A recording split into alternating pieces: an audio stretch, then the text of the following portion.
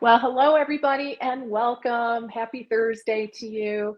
Leslie Vitale here, and I am so delighted to be here with all of you today and super excited about my guest and this conversation that we're going to have. So, today is all about strategies, copywriting strategies to help you to reach your ideal client, right? So Yes. very important. Love it. And I want to welcome Kathy Kiger. Hello, Kathy, and welcome. Hello. Thanks So for happy to having me. have you. Yeah, Thank I'm you. delighted. Yeah, I'm really super excited. Guys, this is Kathy Kiger, and I'm going to let's see here. I'm going to ask her to share a little bit about her story. But the thing that I want to share specifically about Kathy is that she is a holistic health copywriter and marketing strategist. And she actually specializes specifically in helping nutritionists, dietitians, and coaches to grow their practice. And really takes all that time consuming stuff, the email marketing, you know, all the writing, the stuff that many of us either A, don't have time to do, or B, kind of struggle to do it really well.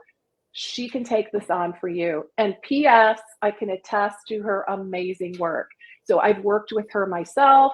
She's helped me to build out some tools in my practice that I offer to my clients just to make their lives a little easier. And she's also worked with a couple of my private business coaching clients as well. So I have seen the fruits of her labor and really highly recommend her work. So let's go ahead and jump in. We're mostly going to talk about email marketing today, guys. So really want to zero in. There's a lot of different areas that we could really touch on, but I want to zero in on the importance of growing your email list, why that's so important, why we need to get people, your followers from social media onto your email list. I know you guys hear me talk about that a lot. Kathy and I are in complete alignment in terms of that strategy. We're going to tell you a little bit about why it's important and most importantly, how to do it well. So with that all being said, welcome, Kathy. I'd love if you could share just a little bit about your journey. Yeah, absolutely. Thanks so much, Leslie, for having me. Sure. I was so excited when you reached out and invited me to join you on this. Yeah, Leslie is amazing.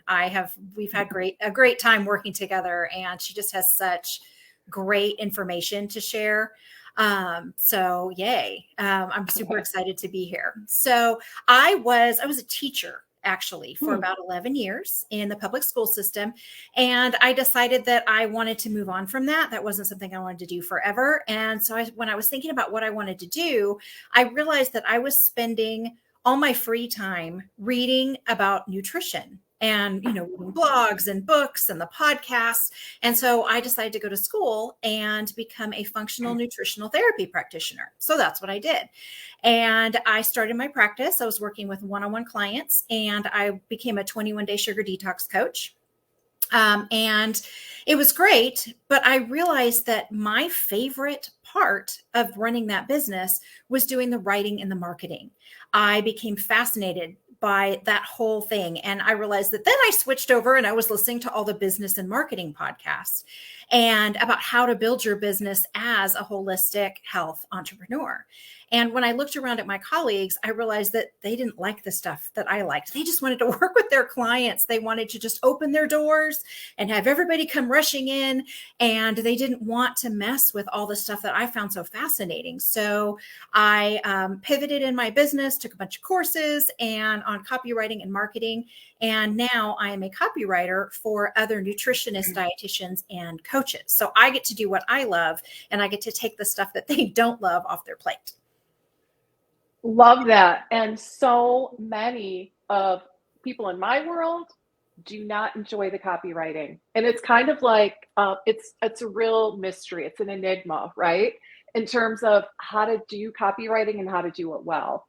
Right. So we are so happy to have you. So let's go ahead and jump in. So I didn't read your entire bio. There's actually more to it, But that being said, I have a question about it. Your bio says that you help potential clients feel seen. What exactly does that mean? Yeah, okay. So the whole point of copywriting is to connect the right practitioner with the right client. And the best way to do that, I mean, we all know how it feels to be in a conversation with someone. Let's say you meet somebody new and you're in a conversation with them and you realize they just don't get you. They don't understand you. They don't empathize with you. And it's frustrating. And so the last thing you want in your marketing, in your online marketing, is to have people feel that way when they're reading your stuff. So my goal with the writing that I do for my clients is for their prospects to always feel understood and validated. I always want them to think, oh my gosh, this practitioner totally gets me. Because if you're touching on their pain points and you are acknowledging the challenges that they're facing, if you are talking about the transformation that they're wanting for their life, then they're going to feel validated and you're winning them over at that point. And in a non-salesy, I know some people worry about being salesy or slimy in their marketing, but if you're relating directly to the person and what's important to them, then you're just getting matched with the right people. Exactly. Yeah. So what would you say the biggest mistake is that you see people make in terms of their outreach efforts? Yeah, I mean, honestly, part of it is that whole not helping their prospects feel seen. What I've seen a lot in, especially the nutrition community, like when I got out of school, my, my fellow students my cat is totally meowing. He's like, oh, pay attention to me. We're animal fans here. So. Oh, good. Oh, yeah. He has decided it's time for me to pet him, but he's okay. You can multitask, right? No, but what I see sometimes is people get into imposter syndrome, right? Mm-hmm. They worry that they don't know enough. Like so many nutritionists I know are like, oh, I need to take more courses and I just don't really know enough. And then what happens with your marketing when you feel that way, a lot of times is your messaging, your website copy, your emails, your social posts, it becomes too much about you and not enough about your prospect. Because honestly, the people who need your help don't super care what your credentials are. They want to know that you know what you're doing, but they don't care that you've taken, 87 classes. They just want to know if you can help them. And so probably the biggest mistake I see is practitioners focusing on themselves instead of focusing on their clients in their copy. Or mistake number 2, I'll list 2, is not doing anything at all. And I see that a lot too for a couple reasons. I know, like you were saying before, the copywriting and the marketing can be overwhelming. And I know that you're okay, I'm going to get this. I'm going to get my email list set up. And then you start realizing all the steps involved in it. And you start wondering, what do I write? And how do I do that? And you get overwhelmed and you don't do it. Or sometimes people build their practices and they get a decent client base and then they stop marketing. And then what happens? You go through that feast or famine cycle. Yeah, you lose a few clients because you don't want your nutrition clients forever. You want to help them feel better and move on, or your coaching clients or whatever you do. And so you want to make sure you've got your pipeline full, that you've got people waiting in the wings so that you can have that sustainable business. So those are probably the 2 biggest mistakes, thinking too much about yourself and not being consistent in your marketing efforts. Yeah. And I gotta say that I see that all the time as well. I look at a lot of like health profs bios and things like that. And the first tip off, in my opinion, is when like every sentence starts with I. I. It's like, oh boy. Okay. Yep. Yeah. So we need to kind of go easy on the word I, especially at the beginning, right? Yeah. I'm sorry, go ahead. Yeah, no, go ahead. Absolutely. No, I was just going to say, I encourage people to, if you're going to do your own writing, try to say you at least twice as often as you say I. Yep. In your writing. Absolutely. Yeah. So guys, if you go back and look at, just as an example, your bios, your health prof bio, if you see, especially at the very beginning, I like to always say, you can use the word I, but don't use it in the first paragraph, right? Make it all about your client, which means you do need to use the word you. So totally agree with that.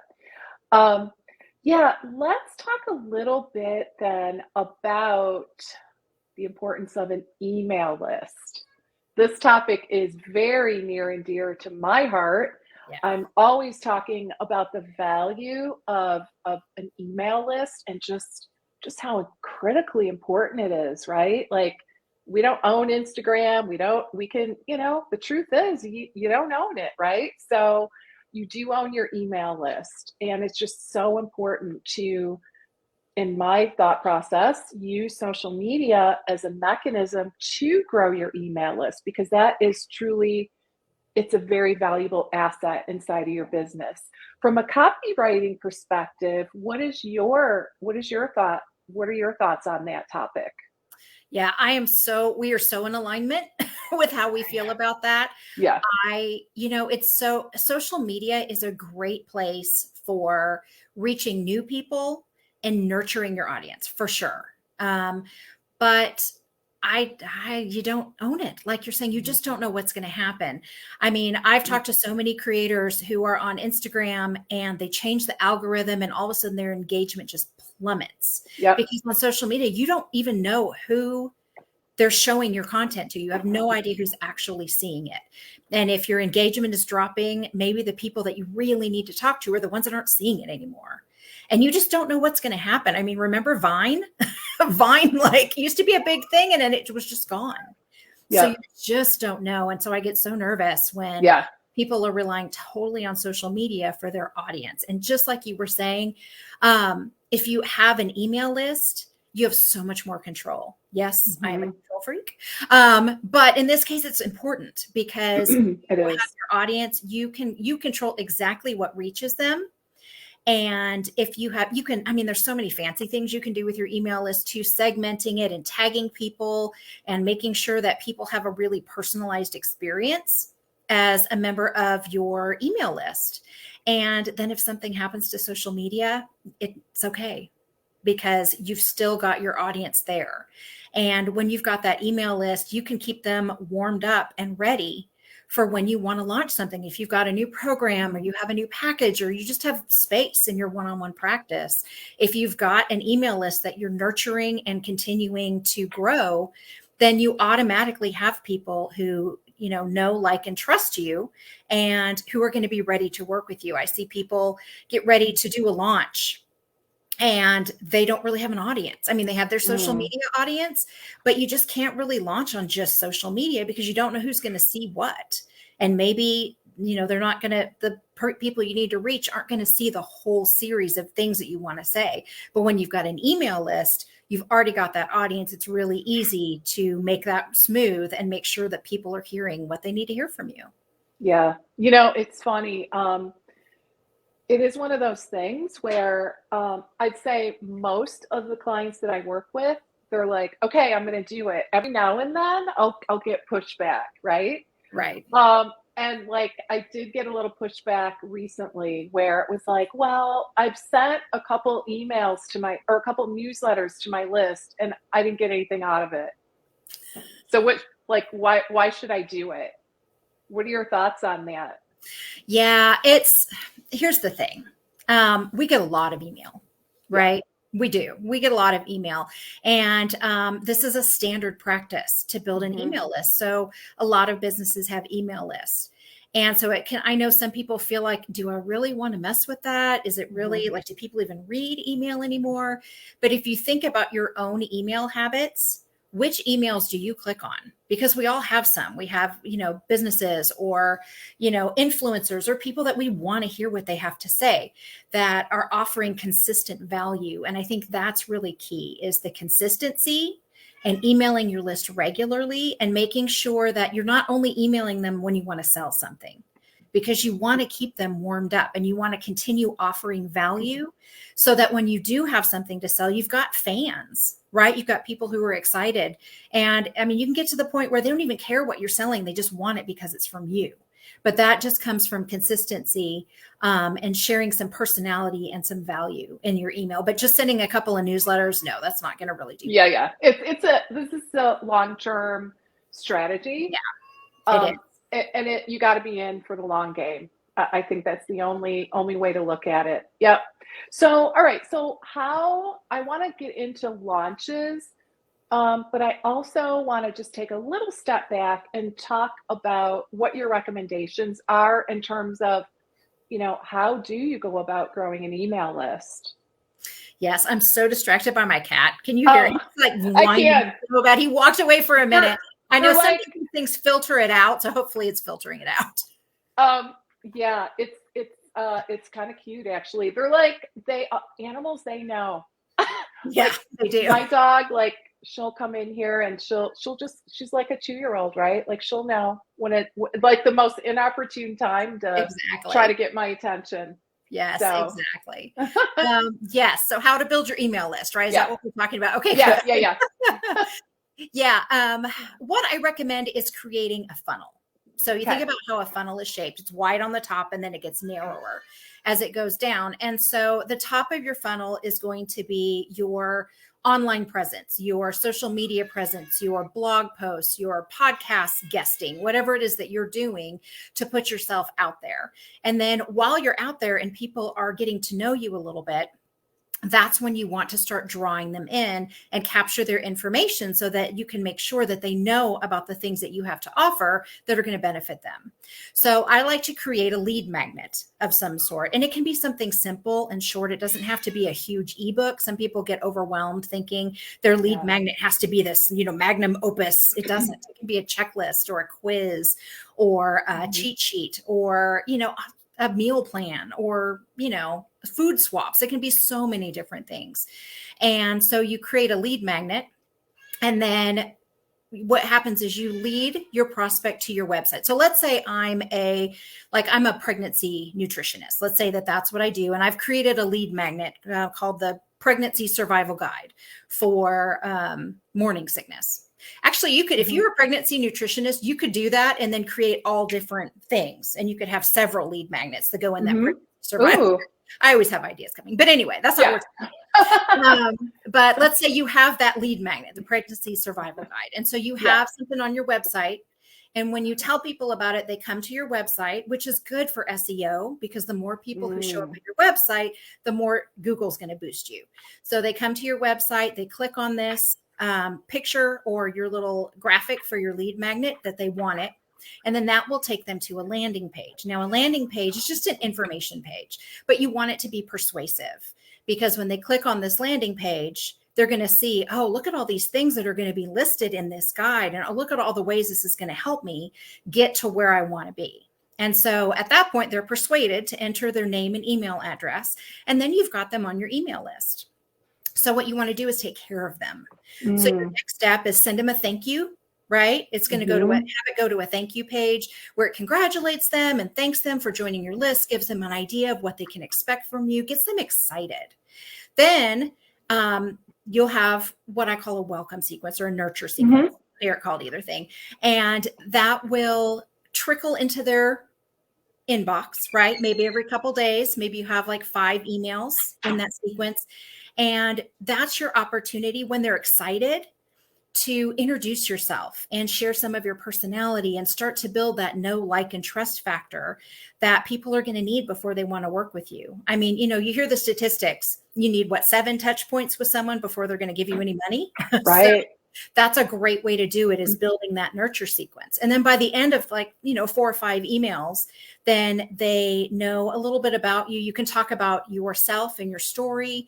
You can talk about, you can share a client journey and a testimonial so they see what it's like to work with you. You can give them a picture of the transformation that you offer. You can just tell them a funny story and then tie it into something in your practice, right? It's a chance for them to get to know you and get an idea of what you do.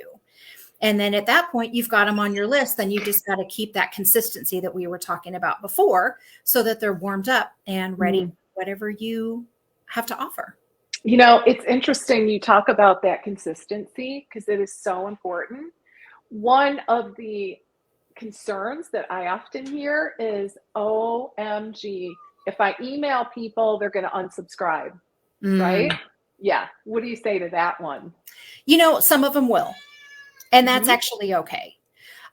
We get really scared of unsubscribes and we take them personally. But unsubscribes are actually not bad, because that just means that that person is not your person. If they're going to unsubscribe from your email list, they're not going to work with you. Right. Now, I do think it's really important to make sure that your emails are not annoying, because we've all gotten annoying emails. If you're only sending emails that are selling things, like obviously selling things, then people may get annoyed and unsubscribe. Or if you're sending emails that if they read it and they feel like it was a waste of their time, then they're going to unsubscribe. Or if you're emailing too often, I mean, there are people who do daily emails. Yeah. I don't necessarily recommend that. I think that's a little bit much. I think that can get overwhelming unless you have a specific, like if you're doing a launch, there's certainly a place for daily emails, but not probably ongoing. But you want to email often enough where they remember you, but not so often that they get annoyed. So offering value and being consistent, you may become the person that they get excited to see in their inbox. That's the goal. So there's a mindset issue there as well, right? If we go into our emailing thinking they're just going to unsubscribe, our emails are probably not going to be super inspired. But if you go in thinking this may be the most valuable thing they read all day, then with that mindset, the people who need to find you are not going to unsubscribe. Right. That's so good. So good. Yeah. And it's interesting. I hadn't thought about the mindset piece, but that really is true. Yeah. It's going to impact how we show up in those emails, and which is so critical. So basically, the people that are going to unsubscribe, it's okay, because we frankly, we can't be everything to everyone. Right. And I think the other big takeaway is, we're providing value. The key is to be very cognizant of providing ongoing value and not just sending sales emails. Like that's kind of the kiss of death, right? In terms of strategy. Which brings us to, were you going to say something else? I was just going to say, do be careful about ghosting your list. Oh, right. Tell us about that. That happens a lot because, especially if you're just starting your practice and you're all, you're enthusiastic, you get things going, you start emailing and it works, right? Which is good. And then your practice fills up. Yeah. Often the first thing that happens is you let go of your writing, because you want to work with your clients, and writing takes a lot of time. That's why I'm here. That's why the people like me exist, to take that off your plate.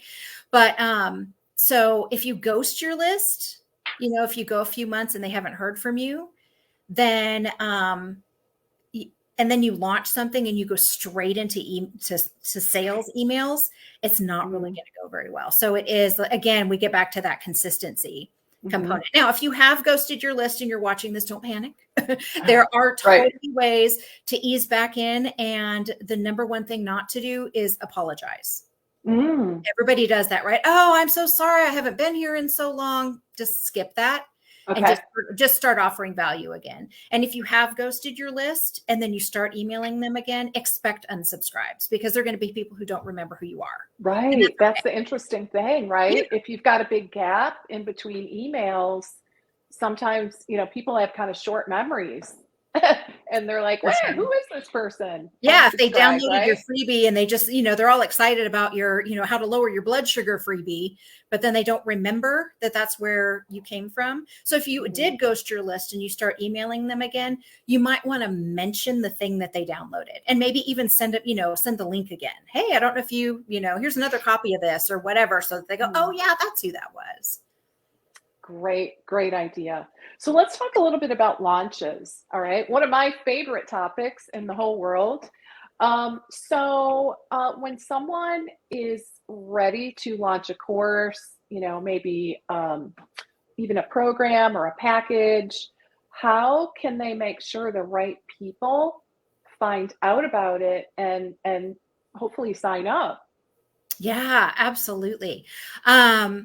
Yeah, a lot of it's what we've been talking about, right? Okay. Making sure you're being consistent.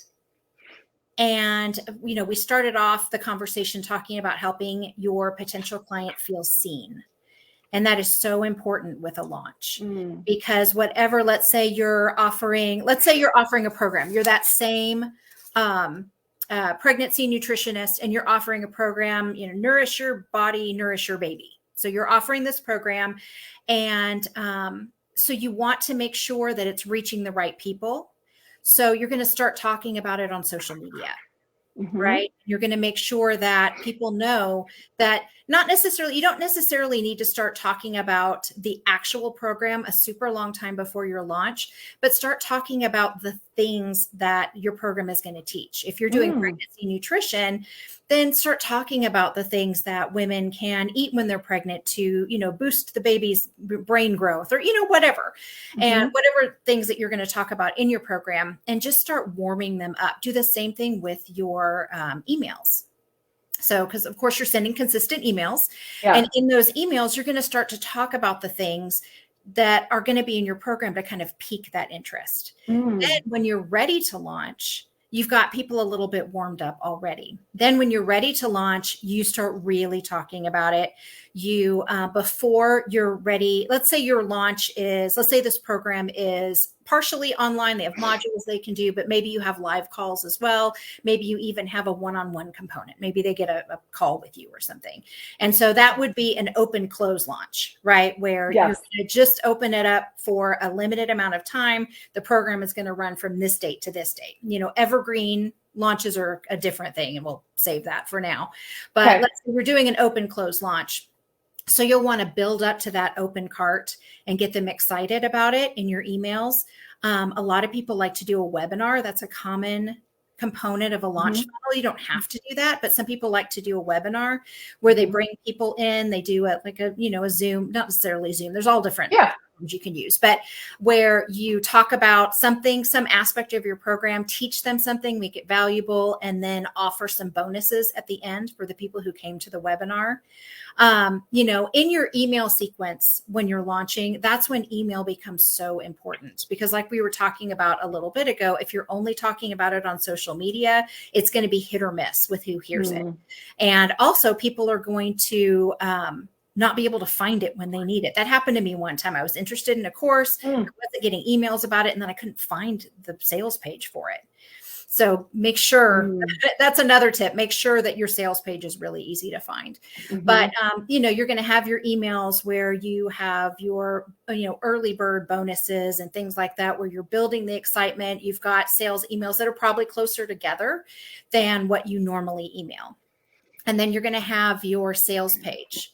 And again, your sales page needs to help your ideal client feel seen, because a sales page is all about connecting you and the person who needs you. So you're going to go over the aspects of the course, the transformation that it's going to provide, what's in the modules, roughly a summary, so that they're getting excited about what you have to offer. And if you're talking about the right things and talking about them everywhere, because I know it feels like you say something once and now you've said it, but especially if you're doing it on social media or podcasts, you've got to say it over and over and over again, because you don't know who's hearing it, and people need to hear something more than once. So if you're talking about it everywhere, and then you've got a really good targeted sales email funnel or sales email sequence and a good sales page, then you should be golden. So good. I want to make sure that you guys know that you can send some questions or comments in that comment area, so we can help you out if you have specific questions.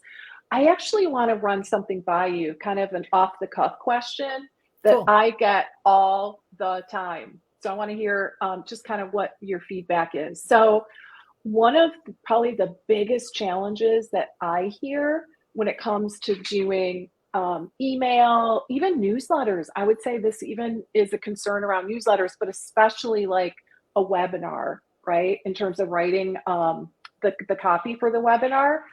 How do so the question is, how do I do this without giving away all the information? You know what I'm saying? And it just seems like with nutrition, I don't know why, that just seems to be like an extra big concern. Like, how do I do a webinar without giving it all away?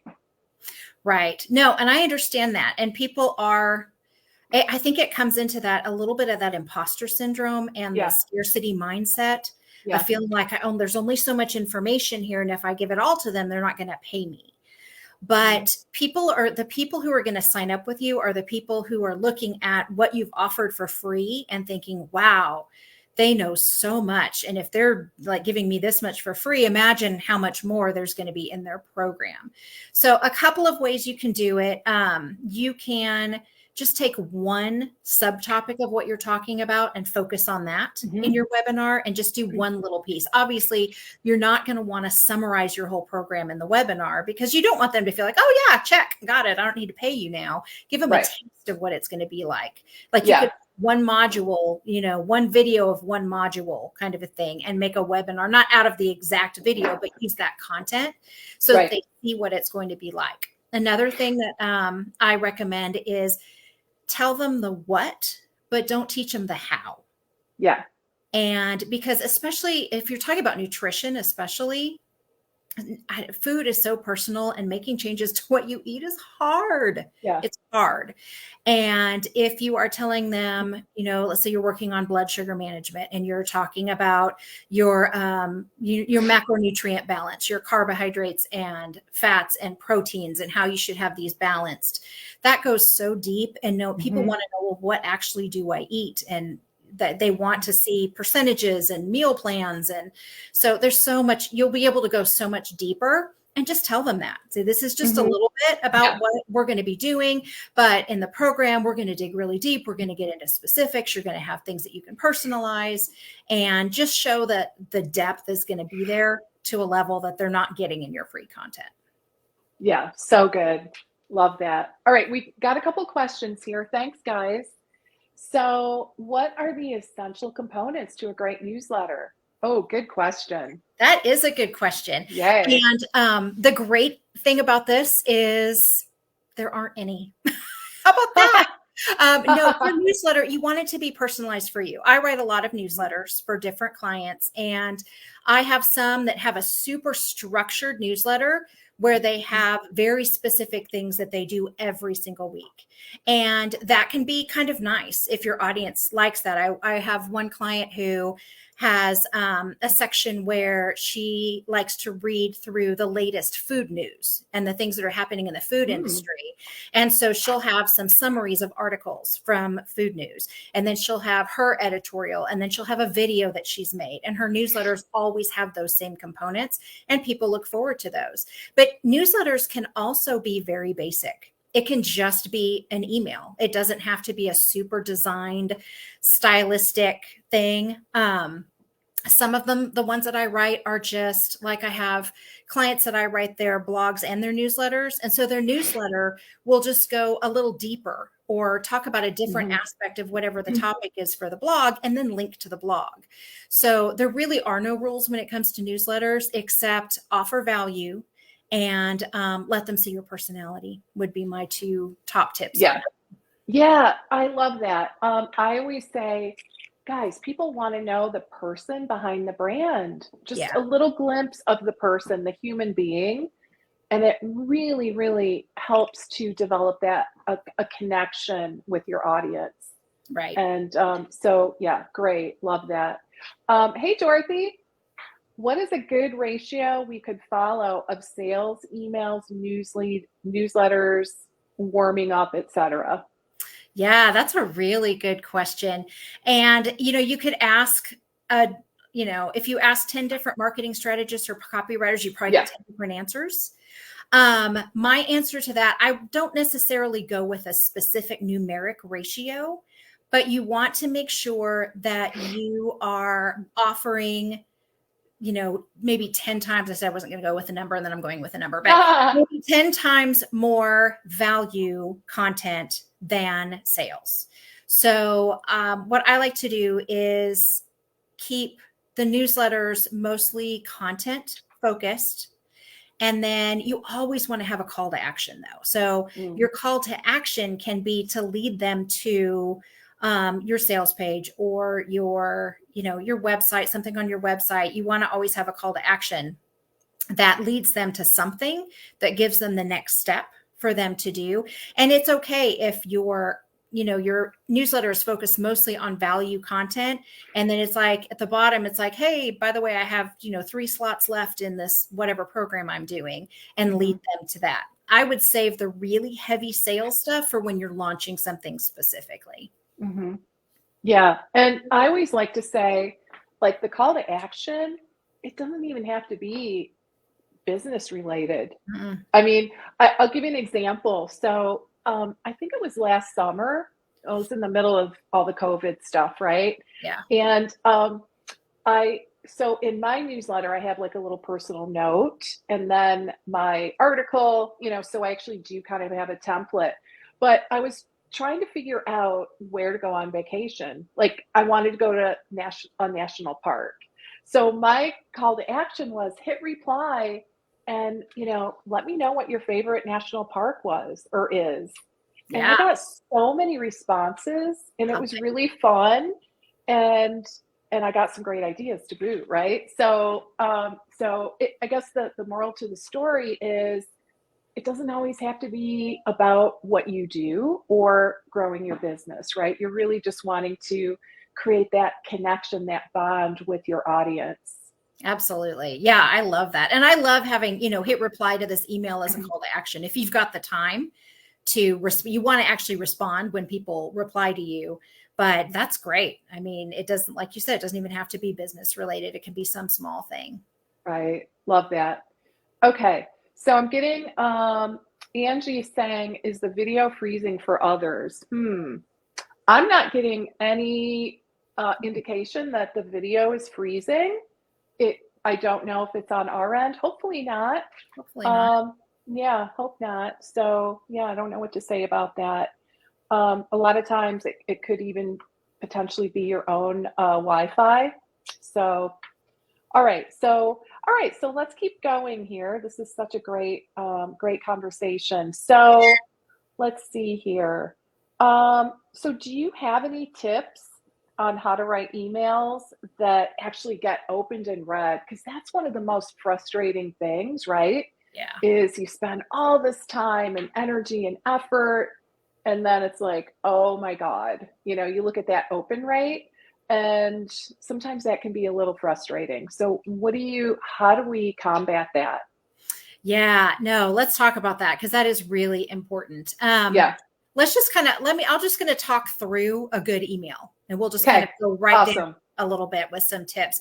So obviously, like you're talking about, to get a good open rate, you've got to have a good subject line. Because you can write the best email in the world, but if nobody opens it, it doesn't matter. So your subject line, you don't want to do like clickbait, right? Because we've all seen that. I actually, as a copywriter, I really enjoy reading clickbait headlines. So I scroll down to the bottom of the weather app and read all the horrible clickbait headlines. They're interesting. Just to find out what not to do, right? Exactly. There was one, and I just have to share this really quick, totally not related to what we're talking about, but I saw an ad, and it was for eye gouging wedding dresses. I'm like, you mean eye popping? But it literally was like, click here to see eye gouging wedding dresses. I was like, oh dear. Okay. Was that maybe lost in translation? Maybe that's what I'm guessing. Maybe that went through Google Translate a couple times. But oh my gosh, it was hilarious. Funny. So anyway, but yeah, so make your subject line something that is intriguing. I recommend against like telling exactly what the topic is most of the time. Yeah. And you want to make your subject line read like something from a friend. So don't like capitalize every word like you would in a title, because that makes it look businessy. So you can do weird punctuation stuff. You don't even have to capitalize the first letter if you don't want to. Like, you make it look like it's something that's more informal and people are more likely to click on it. And put some intrigue in there. If you're including a video or something in your email, put plus video, because people want to see it. Okay. So whatever is in your email that seems the most intriguing or thought-provoking, that's what I like to put in the subject line. Then the email itself, again, let your personality come out. Personalize it. Most email, MailChimp and ConvertKit and all of those, you can personalize it with their name. So make sure you personalize it. I like to do that in the subject line too sometimes. Yeah. And then the email itself, make sure it's not a big block of text. It doesn't have to be a super designed out thing, but make sure that you've got short paragraphs, you've got some bullet points. And I like to use emojis or, Yeah. bold some text so that if somebody clicks on it, they can just skim it if they want to. Hmm. Make sure a good format for an email is to have a story and then a segue into whatever your point is. If you're in the process of selling something, if you are, tying it back to something that you do in your practice. And then it's kind of fun to be creative with the sign off, right? Instead of just signing your name, put something, your nutrition, whatever. I don't know. Nothing's coming to mind right now, but Yeah. have a creative sign off. And then the most important part of the email is the PS. Mm. Because think about your own email reading habits, right? Sometimes you're going to click on an email. And if you're like me, sometimes I don't have time. So I just skim to the bottom to see if I can get to the point. So definitely at least one PS summarizing what the email was about. Sometimes I'll even call people out in it and be like, did you skip all the way to the PS? No worries. Yeah. Here's, and then a little sentence talking about what the email was about with whatever the link for the call to action is. You can also put your call to action in the PS, but a lot of people will go straight to the PS. So don't skip that. It's super important. And then of course, like we were talking about before, have a call to action. Something, somebody telling you should go to the Grand Canyon is great. Or, have you just even your social media links so they can come follow you, encourage them to, start a chat in the DMs if that's something you're into, or even link them back to a blog post that you've done before, just something where they know they have some sort of action to take. It doesn't have to be major though. Yeah. So good. Yeah. I recently started adding emojis to my subject lines. Who would have thought, right? Yeah. Who would think that would make a difference, but it really does. Yeah. So, I mean, subject lines alone are, and I would say it's an art and a science. For sure. And what do you think of the apps out there? This is kind of off the cuff question, but there's apps. And for a while, I was kind of running all of my subject lines through. Oh gosh, I can't think of it offhand, but like, it would give my subject line a score. Right. Do you think those are valid? I do. Some of them are. I do that honestly when I write articles. I have a headline analyzer that I use, and I think there is some validity to that. But the person who's clicking on, opening up their email and seeing your subject line, they don't know that it scored a 76, right? Right. They just, it needs to be something that they're interested in, because you Yeah. could write a great subject line, but if it's not a topic that they're interested in, then they're not going to click on it. So I think finding a balance with that, I think it's a great, any tools that you can find that can help you learn are fantastic, but I wouldn't totally rely on that. Right. Of course. Right. It just can kind of help you maybe to think of things that perhaps you didn't think of before. Right. So as we start to, boy, this time has gone by so fast. I think we could talk a lot about this topic. I Right, think Kathy? so. Yeah, for sure. It's definitely one of my passions. So as we start to wrap up our conversation today, can you share maybe a piece of advice that you wish everyone would take? Yeah, honestly, I've been talking about it the whole time. Probably too, because I can't ever just decide on one thing. Make sure your client feels seen Mm-hmm. and be consistent. Mm. And okay, Those are three. good. Yep, we'll take three. Make sure you're talking about the transformation you provide, right? Over your credentials. We talked about that a little bit earlier, but make sure you're talking about that transformation and making it about the person who's reading it. So important. Yeah. We are so hung up, shall we say, on our credentials, but the people, your ideal clients, your target audience, they care. Of course, they want to know that you're the real deal, right? But Right. it's mostly what's in it for me, For sure. right? So super, super great advice.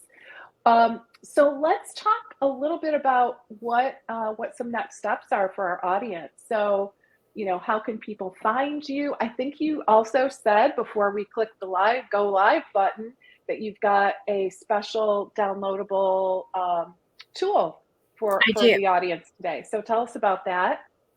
Yes, absolutely. Well, you can find me at kathykigeragency.com.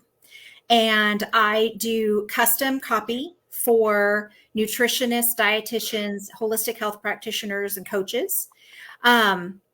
So one of my favorite things to do, and what I do probably most of, is helping people get their email funnel created.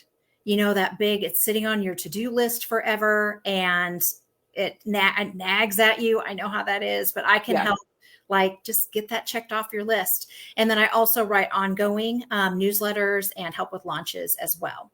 So I think, Leslie, you have a link to let's see somewhere. I think, because honestly, this is kind of a special thing for y'all. I don't have it just up on my website, but I created just a little, it's a cheat sheet and checklist, right? About how to make your copy geared toward your ideal client. It's got some tips on how to do that, things to think about. And then I have a whole checklist for you to use. If you write your own copy, run it through this checklist and just make sure that it hits all these buttons, and to help make sure that your clients, your prospective clients, are seeing themselves in your copy, not just you.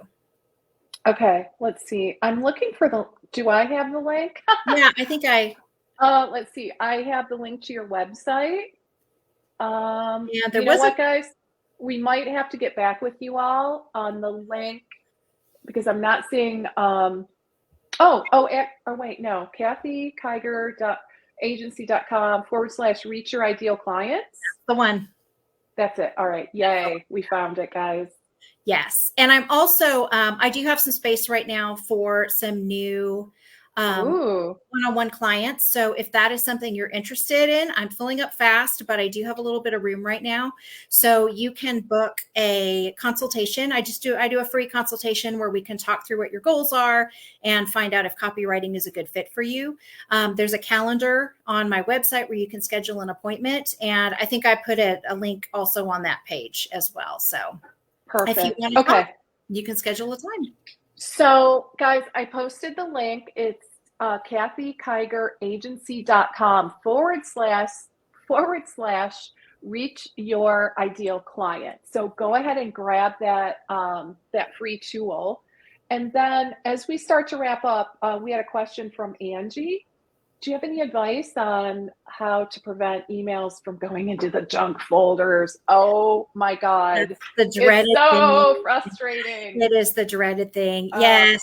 And it's, I mean, there are definitely things you can do. The biggest advice I can give you is don't use just a free Gmail account to send them. Yeah. If you have a G Suite, like my email is Kathy@kathykigeragency.com. Yeah. And so that just gets a little bit more attention because if you're sending from a free Gmail account, it can it's more likely to end up going to spam. Okay. Also, statistically, from what I've read and seen, plain text newsletters actually do better than a super designed out newsletter. So if you're having trouble with your emails going to spam, try just sending some plain text emails rather than including a bunch. Like if you have a big heading and all the things in there, that can make a difference as well. Yeah, I've heard the same thing. Like a header, photos, because you wouldn't send that kind of an email to a friend, right? I would say that definitely is worth trying. And just, try to keep an eye. I mean, I think the moral to the story is to test different strategies and see what gets you the best results. All right. So guys, again, I have the link or the URL for Kathy's free tool. So make sure you grab it. And really take her up on that offer, schedule a call and see how she can help. So one of the things I had Kathy do for me and my clients is to remember when we did that project, Kathy? It was so fun. That was fun. we picked 4 niches, 4 very kind of pretty common niches in terms of my client niches. And I had Kathy create sample opt-ins, right? Like a Mhm. sample lead magnet, and then nurture the confirmation email, and then the follow-up nurture email sequence. And we did that for 4 different niches. So, and they're really, really solid emails, really good, super powerful. So, bottom line is take her up on that offer. At least schedule a call to see how she can help, because good copy makes all the difference in the world, right? So, yeah, right? You were going to say something about I that? was.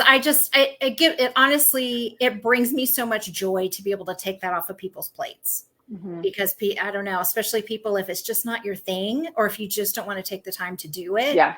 It's so nice to just be able to check that off and have it done. And it just shows up on a schedule. And then there it is, ready to go. Awesome, Eileen. Yay. Oh, Oh, awesome. good. Well, we'll Yeah, talk soon, Eileen. Great. Yeah, Eileen has a book launch coming up. So, Congratulations. That's exciting. yeah, super excited. Eileen has some amazing things cooking. So, good. I'm so happy that the two of you are going to connect. Nice. All right, guys. We are going to wrap up. So, thank you again, Kathy. This was so much fun. I'm not at all surprised. We got to do it again soon. Yeah, good. Yeah, getting some nice comments. Thank you, Eileen. Guys, have a wonderful rest of your day, a wonderful weekend, and I'll look forward to seeing you next week. Same time, same place. All right, everybody. Bye for now. Bye.